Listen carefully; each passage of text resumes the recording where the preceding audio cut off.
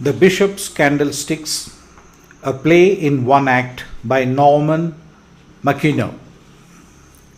The Bishop's Candlesticks, originally produced at the Duke of York's Theatre on August 4th, 1901, with the following characters: the Bishop, the convict, Persome, the Bishop's sister, a widow, Marie, sergeant of gendarmes.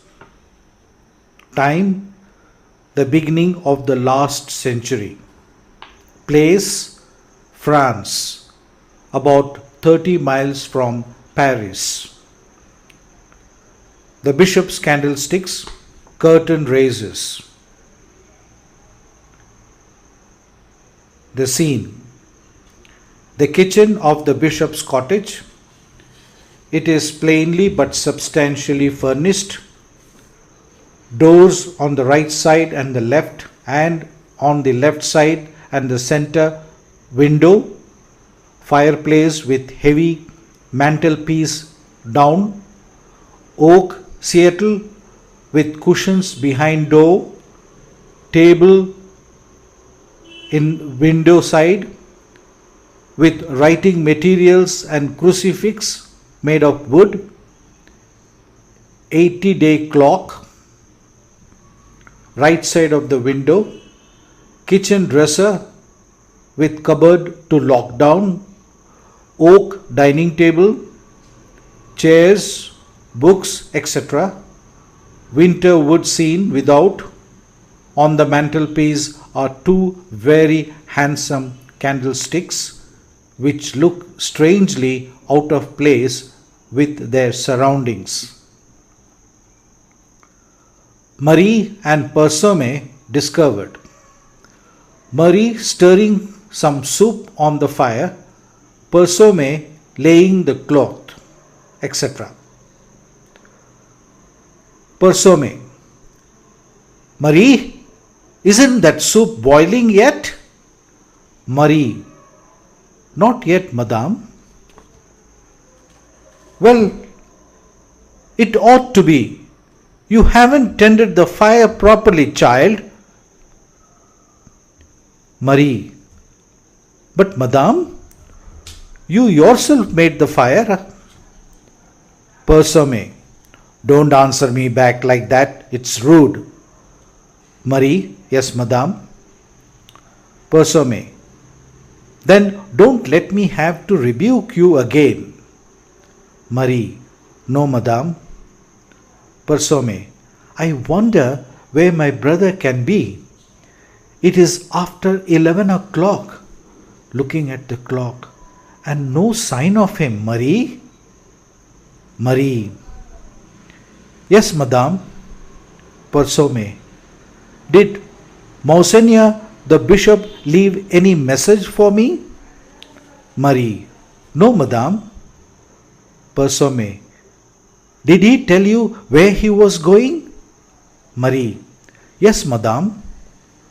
Persome: yes, madame. Then why haven't you told me, stupid? Marie: madame didn't ask me. Persome: but that is no reason for you not telling me, is it? Marie: madame said only this morning I was not to chatter, and so I thought. Persome: oh mon Dieu, you thought, eh? It is hopeless. Marie: yes, madame. Don't keep saying yes, madame like a parrot. Ninkumpu. Marie: no, madame. Persome: well, where did Monseigneur say he was going? Marie: to my mother's, madame. Persome: to your mother's indeed? And why, pray? Marie: Monseigneur asked me how she was, and I told him she was feeling poorly. Persome: you told him she was feeling poorly, did you? And so my brother is to be kept out of his bed and go without his supper because you told him she was feeling poorly? There's gratitude for you? Marie, Madame, the soup is boiling. Persome, then pour it out, fool, and don't chatter. Marie, about to do so. No, no, no, no, not like that. Here, let me do it. And do you put the salt cellars on the table, the silver ones? Marie, the silver ones, Madame? Persome, yes, the silver ones. Are you deaf as well as stupid? Marie, they are sold, Madame. Persome, sold? Sold? Are you mad? Who sold them? Why were they sold? Marie, Monseigneur, the bishop, told me this afternoon while you were out to take them to Monsieur Gervais, who has often admired them, and sell them for much as I could. Persome, but you had no right to do so without asking me. Marie, but Madame, Monseigneur the bishop told me. Persome, Monseigneur the bishop is but what can he have wanted with the money? Marie, pardon, Madame, but I think it was for Mere Grigore. Persome, Mere Grigore? Indeed, Mere Grigore, what?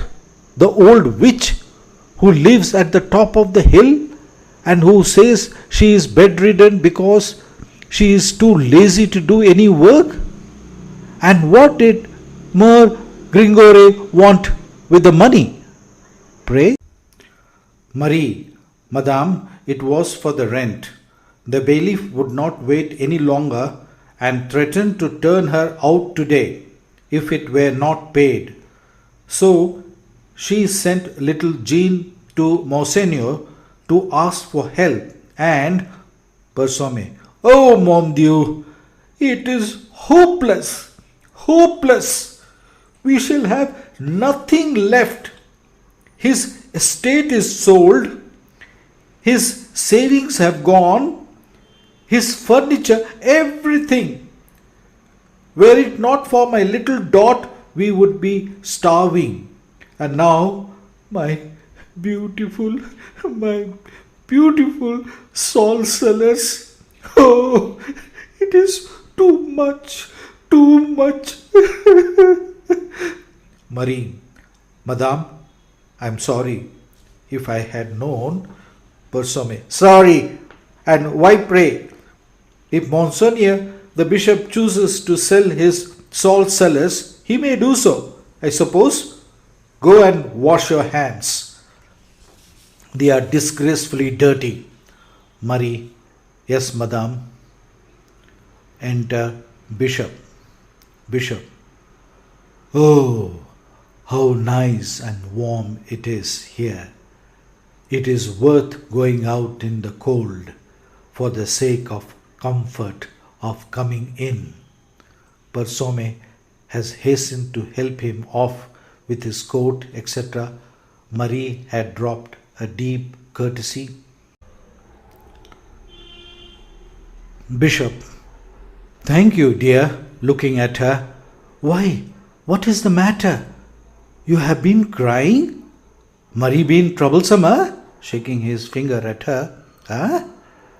Persome, no, it wasn't Marie, but Bishop, well, you shall tell me presently. Marie, my child, run home now. Your mother is better. I have prayed with her and the doctor has been. Run home. Marie putting on cloak and going. And Marie, let yourself in quietly in case your mother is asleep. Marie, oh thanks, Monseigneur. She goes to the door. As it opens, snow drives in. Bishop, here, Marie, take my comforter. It will keep you warm. It is very cold tonight. Marie, No, no, no, Monsignor, shamefacedly. Persome. What nonsense! Brother, she is young, she won't hurt. Bishop. Oh, Persome, you have not been out. You don't know how cold it has become. Here, Marie, let me put it on for you. Does so. There, run along, little one. Exit Marie. Persome. Brother, I have no patience with you. There, sit down and take your soup. It has been waiting ever so long, and if it is spoilt, it serves you right. Bishop. Ah, it smells delicious. Persome. I'm sure Mary's mother is not so ill that you need to have stayed out on such a night as this. I believe those people pretend to be ill just to have the bishop call on them. They have no thought of the bishop. Bishop. It is kind of them to want to see me. Persome. Well, my part, I believe that charity begins at home. Bishop. And so you make me this delicious soup. You are very good to me, sister. Persome. Good to you? Yes, I should think so. I should think to know where you would be without me to look after you. The soup of every idle scamp or lying old woman in the parish. Bishop. If people lie to me, they are poorer, not I. Persome. But it is ridiculous. You will soon have nothing left. You give away everything, everything. Bishop. My dear, there is so much suffering in the world, and I can do so little. Huh? So very little. Persome. Suffering? Yes. But you never think of the suffering you cause to those who love you best. The suffering you cause to me. Bishop. Rising. You, sister, dear, have I hurt you? Oh, I remember you had been crying. Was it my fault? I didn't mean to hurt you. I'm sorry. Persome. Sorry, yes. Sorry won't mend it. Do go on eating your soup before it gets cold. Bishop. Very well, dear. Sits. But tell me, Persome, you are a child. I can't trust you out of my sight. No sooner is my back turned than you get that little mince Murray to sell the silver salt cellars. Bishop. Ah, yes, the salt cellars. It is a pity. You were proud of them. Persome. Proud of them? Why, they have been in our family for years. Bishop. Yes, it is a pity. They were beautiful. But still, dear, one can eat salt out of China just as well. Persome. Yes, or meat off the floor, I suppose. Oh, it's becoming to that. And as for that old wretch, Mère Grigore, I wonder she had the audacity to send here again. The last time I saw her, I gave her such a talking to that it ought to have had some effect. Bishop. Yes, I offered to take her in here for a day or two, but she seemed to think it might distress you. Persome. Distress me? Bishop. And the bailiff, who is very just man, would not wait longer for the rent, so you see, I had to pay it. Persome. You had to pay it? Gesture of comic despair. Bishop.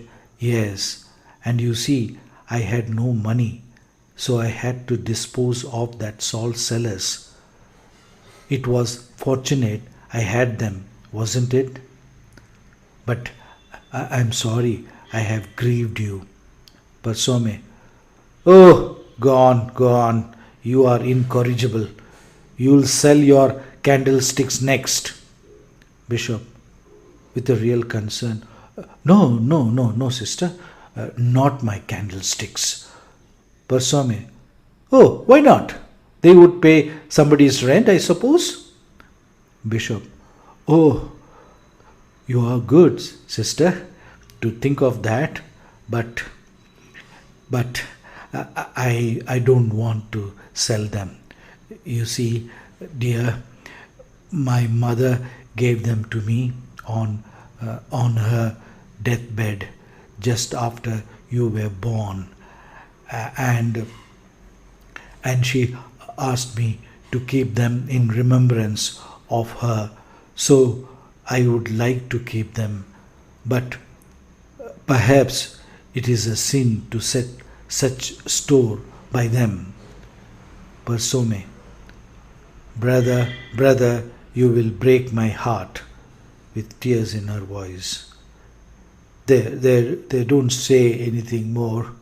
Kiss me and give me your blessings. I'm going to bed.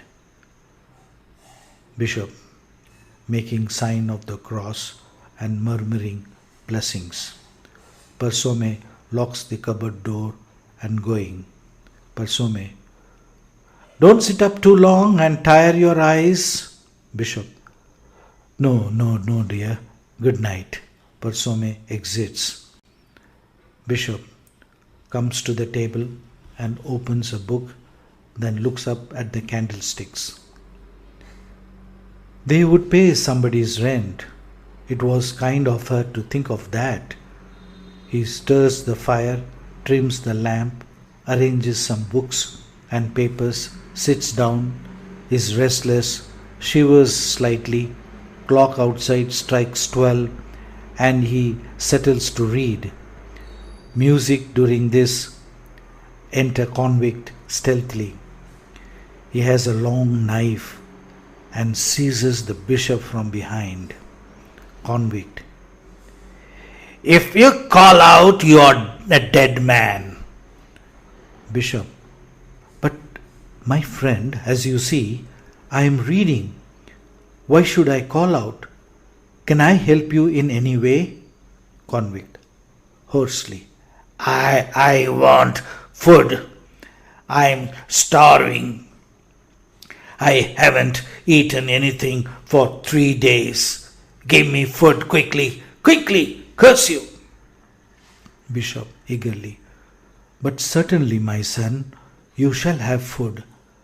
I will ask my sister for the keys of the cupboard. Rising. Convict. Sit down. The bishop sits smilingly. None of that, my friend. I'm too old a bird to be caught with a chaff. You would ask your sister for the keys, would you? A likely story. You would rouse the house too, eh? A good joke. Truly. Come. Where is the food? I want no keys. I have a wolf inside me, tearing at my entrails. Tearing me. Quick. Tell me where the food is. Bishop. Aside. I wish Persome would not lock the cupboard. Aloud. Come, my friend. You have nothing to fear. My sister and I are alone here. Convict. How do I know that? Bishop. Why? I have just told you. Convict. I'll risk it. But mind, play me false, and as sure as there are devils in hell, I'll drive my knife through your heart. I have nothing to lose. Bishop. You have your soul to lose, my son. It is of more value than my heart. At the door calling, Persome, Persome. The convict stands behind him with his knife ready. Persome. Yes, brother. Bishop. Here is a poor traveler who is hungry. If you are not undressed, will you come and open the cupboard and I will give him some supper? Persome, within. What? At this time of the night? A pretty business truly. Are we to have no sleep now? But to be at the beck and call of every never to do well who happens to pass? Bishop. But Persome, the traveller is hungry. Persome. Oh, very well, I am coming. Persome enters. She sees the knife in the convict's hand. Frightened. Brother, what is he doing with that knife? Bishop. The knife? Oh, well, you see, dear, perhaps he may have thought that I had sold ours. Laughs. Persome. Brother, I'm frightened. He glares at us like a wild beast. Aside to him. Convict. Harry, I tell you, give me food, or I'll stick my knife in you both and help myself. Bishop. Give me the keys, Persome. She gives them to him. And now, dear, you may go to bed. Persome going. The convict springs in front of her. Convict. Stop! Neither of you leave this room till I do. She looks at the bishop. Bishop. Persome, will you favor this gentleman with your company at supper? He evidently desires it. Persome. Very well, brother. She sits down at the table staring at the two. Bishop. Here is some cold pie and a bottle of wine and some bread. Convict. Put them on the table. Stand below it and so that I can see you. Bishop does so and opens the drawer in the table, taking out a knife and a fork, looking at the knife in convict's hand. Convict. My knife is sharp. He runs his finger along the edge and looks at them meaningfully. And as for forks, taking it up, see, he throws it away. We won't use forks in prison. Persome. Prison? Convict. Cutting off an enormous slice which he tears with his fingers like an animal, then starts. What was that? He looks at the door. Why the devil do you leave the window unshuttered and the door unbarred so that anyone can come in? Shutting them. Bishop. That is why they are left open. Convict. Well, they are shut now. Bishop sighs.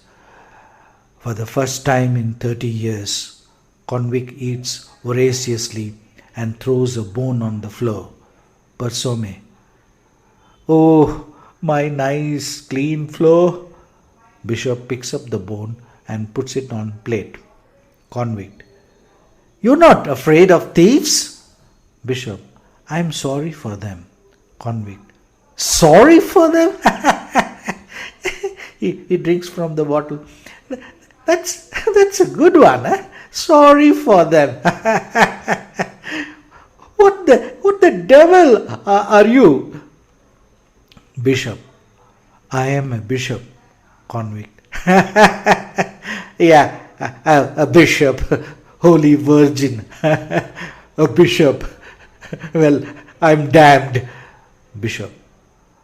I hope you may escape that, my son. Persome, you may leave us.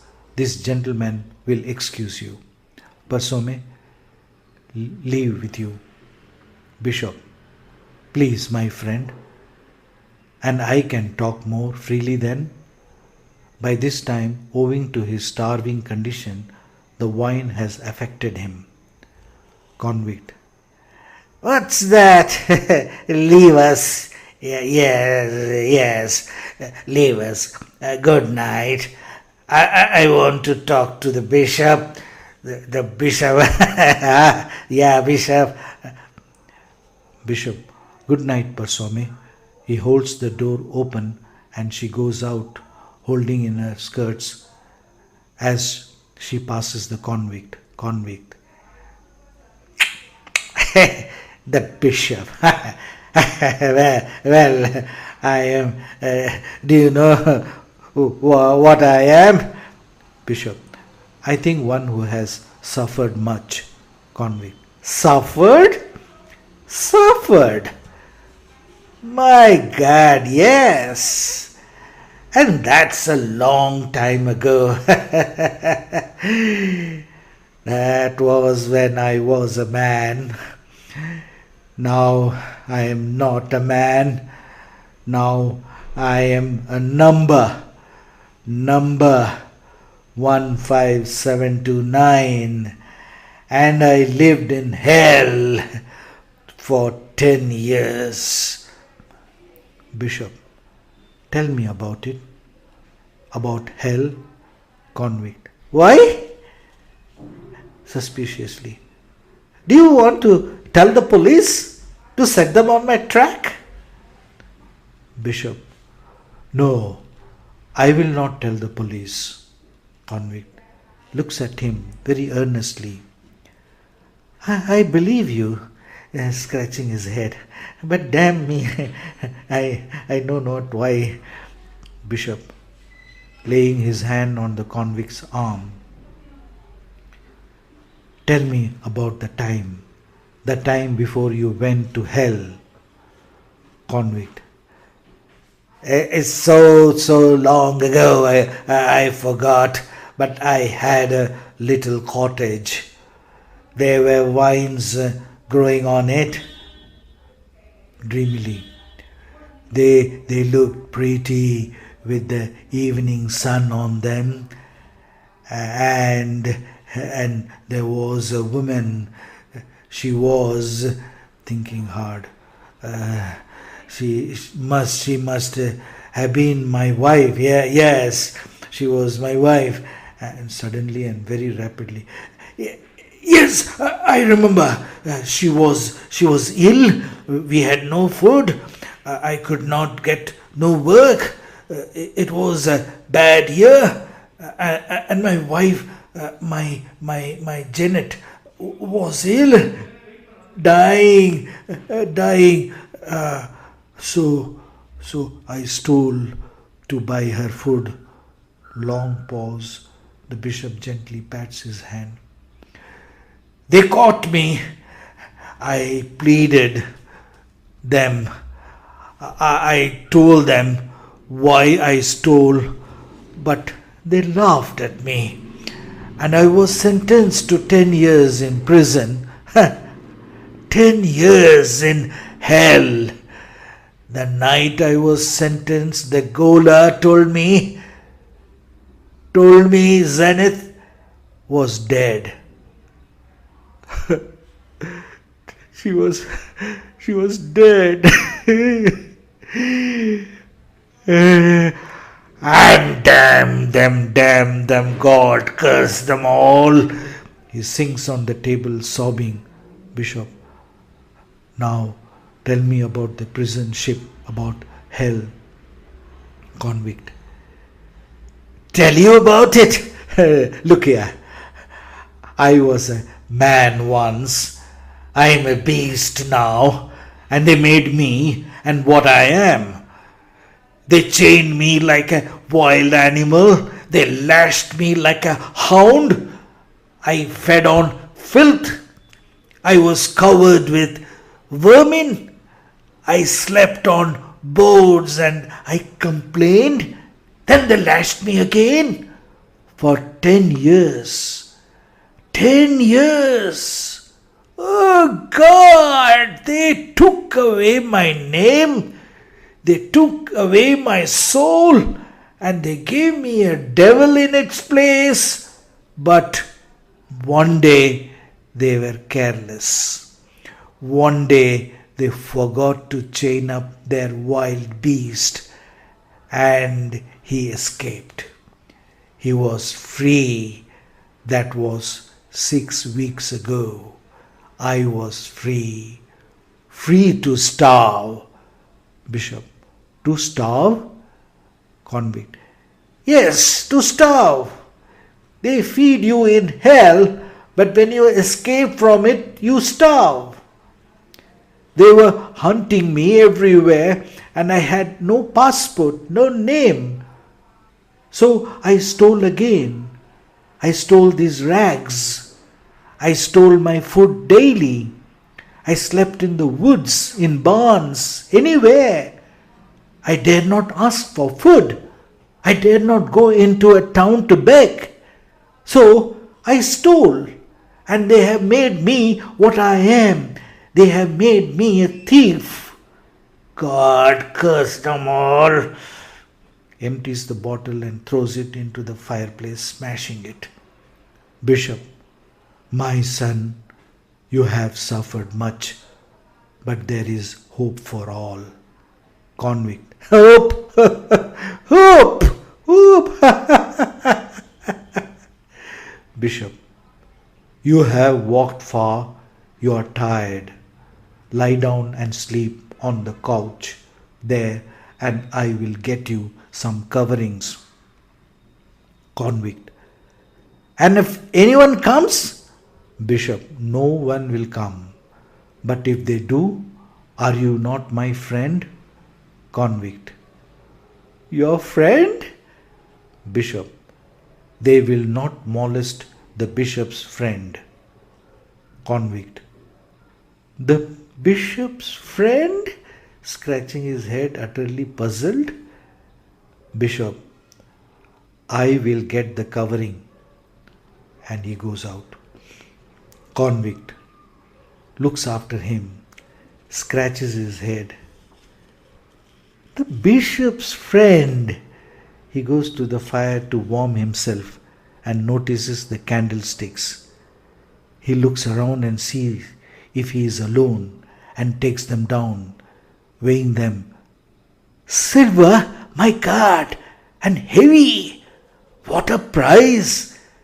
He hears the bishop coming. In his haste, drops one candlestick on the table. Enter bishop. Bishop sees what is going on, but goes to the settle up with coverings. Oh, you are admiring my candlesticks. I am proud of them. They were gift from my mother. A little too handsome for this poor cottage, perhaps, but all I have to remind me of her. Your bed is ready. Will you lie down now? Convict. Yes, yes. I lie down now. Puzzled. Look here. Why the devil are you kind to me? Suspiciously. What do you want, huh? Bishop. I want you to have good sleep, my friend. Convict. I believe you want to convert me, save my soul, don't you call it? Well, it's no good, see. Don't want any damn religion. And as for the church, I hate the church. Bishop.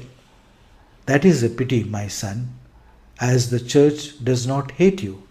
Convict. You are going to try to convert me. That's a good idea.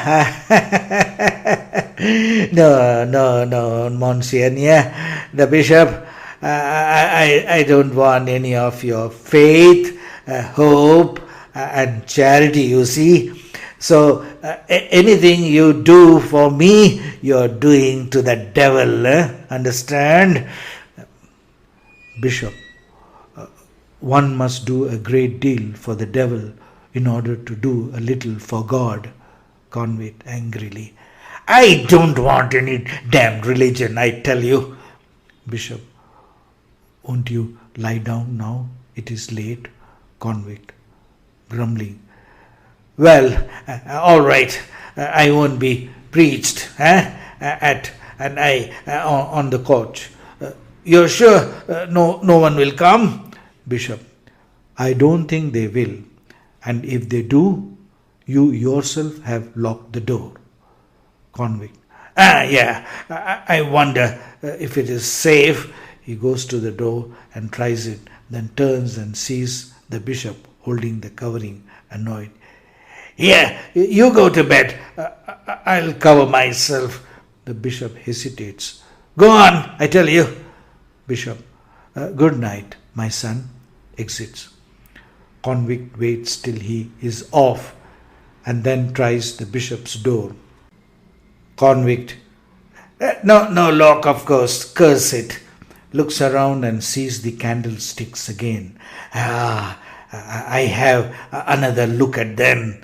He takes them up and toys with them. Worth hundreds, I'll warrant. If I had these turned into money, they'll start me fair. The old boys found them too, said his mother gave him them. His mother, yes. They didn't think of my mother when they sent me to hell. He was kind to me too, but what's a bishop for except to be kind to you? Here, cheer up, my hearty. You are getting soft. God, wouldn't my chainmates laugh to see 15729 hesitating about collaring the plunder because he felt good? Good. My God, good. Yeah. 15729 getting soft. That's a good one. No. I'll take these candlesticks and go. If I stay here, he will preach at me in the morning and I will get damn soft. Damn him and his preaching too. Here goes. He takes the candlesticks, stows them in his coat, and cautiously exits. As he does so, the door slams. Parsome, without. Who's there? Who's there, I say? Am I to get no sleep tonight? Who's there, I say? Enter Parsome. I am sure I heard the door shut. Looking around. No one here? The bishop's door sees the candlesticks have gone.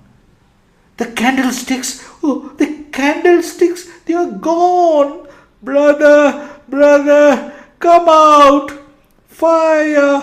Murder! Thieves! Enter bishop.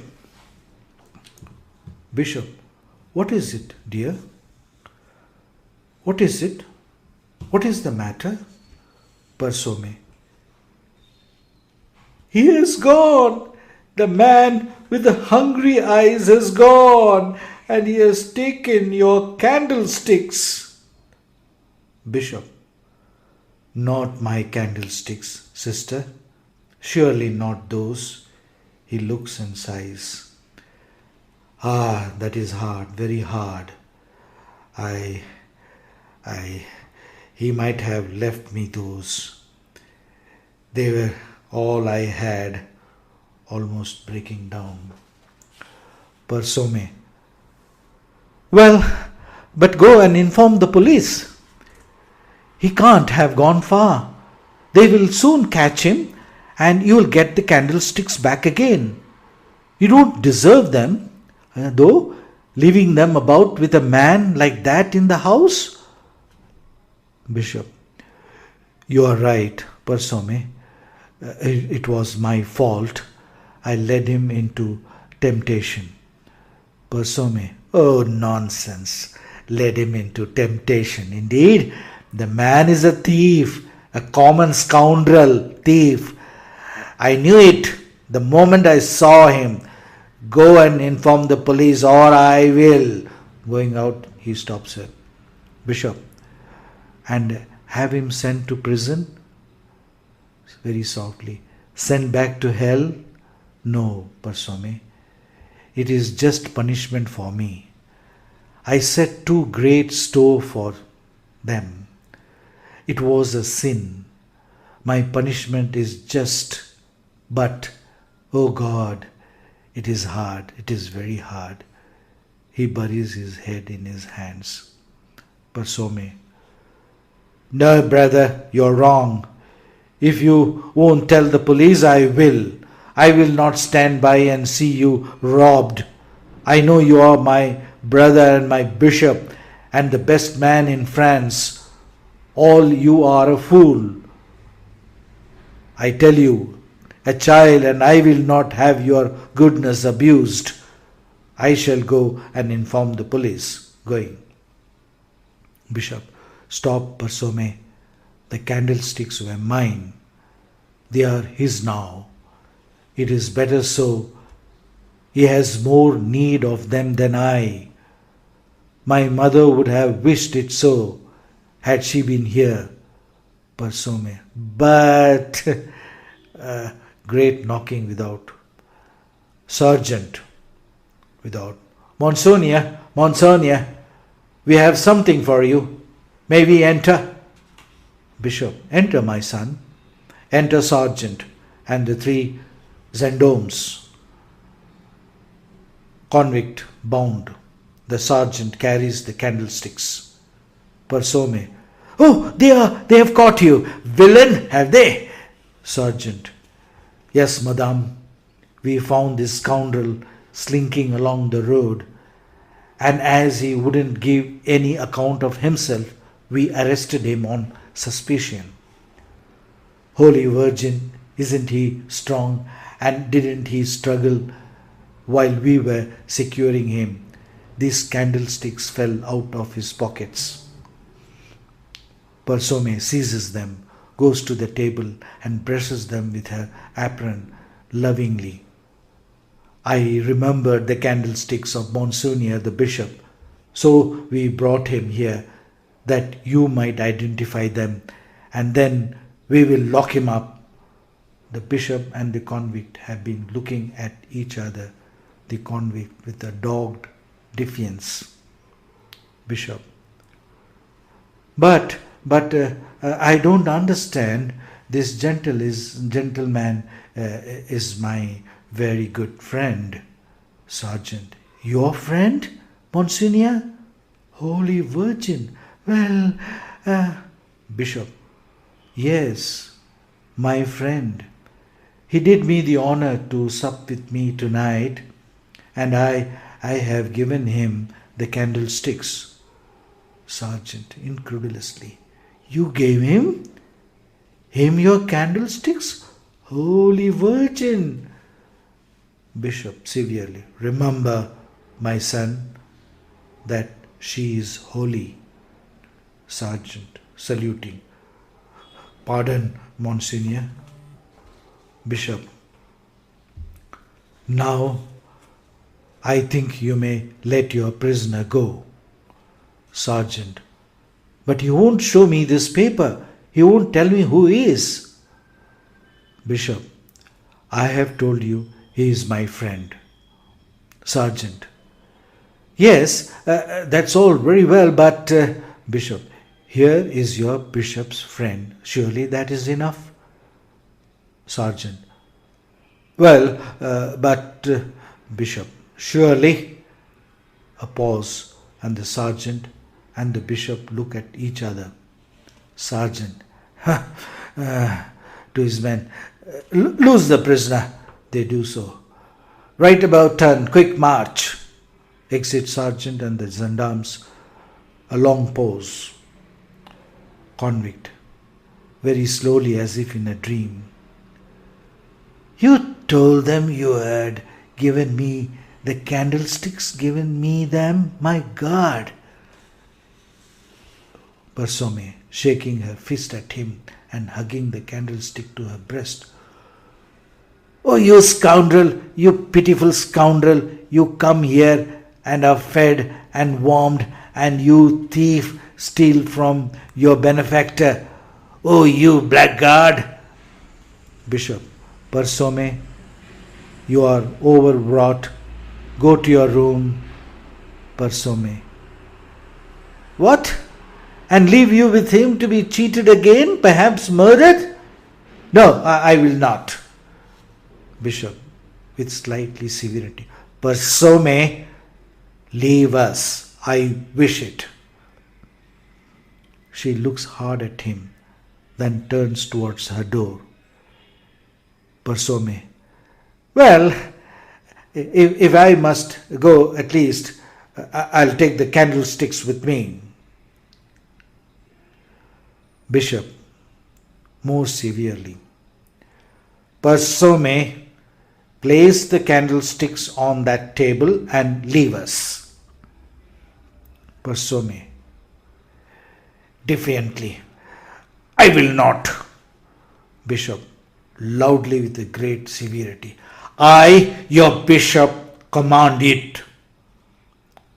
Persome does so with great reluctance and exits. Convict, shamefacedly. Monseigneur, I'm glad I didn't get away with them. Curse me. I am glad. Bishop, now, won't you sleep here? See, your bed is ready. Convict,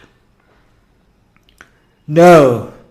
Looking at the candlesticks, no, I daren't.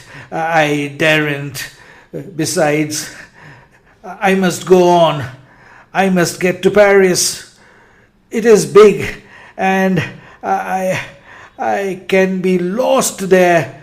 They won't find me there, and I must travel at night. Do you understand?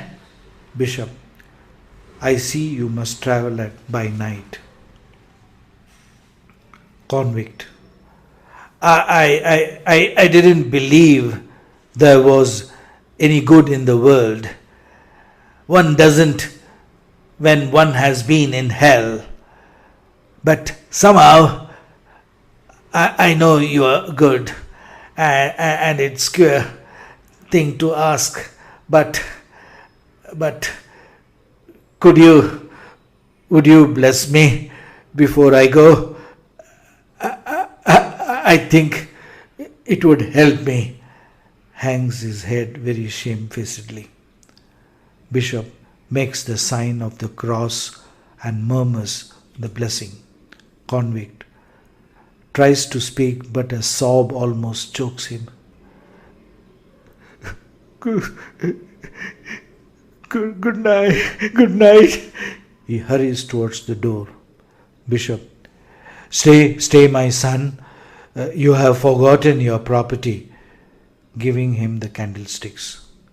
Convict, you mean me?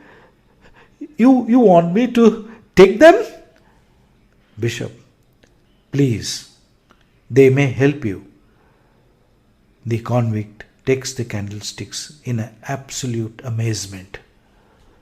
Bishop, and my son, there is a path through the woods at the back of this cottage which leads to Paris. It is a very lonely path, and I have noticed that my good friends, that the gendarmes do not like lonely paths at night. It is curious. Convict, thanks, Monseigneur. I'm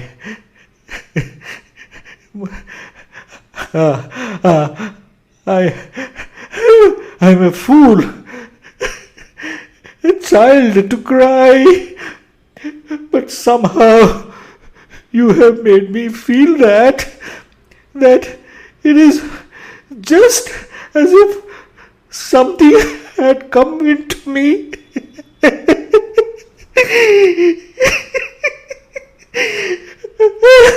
As if I were a man again, and not a wild beast. The door at the back is open, and the convict is standing in it. Bishop, putting his hand on his shoulder, always remember, my son, that this poor body is the temple of the living God. Convict, with great The temple of the living God. The temple of the living God. I'll remember. I will remember. The bishop closes the door and goes quietly to the prie-dieu in the window. He sinks on his knees and bows his head in prayer. Slow curtain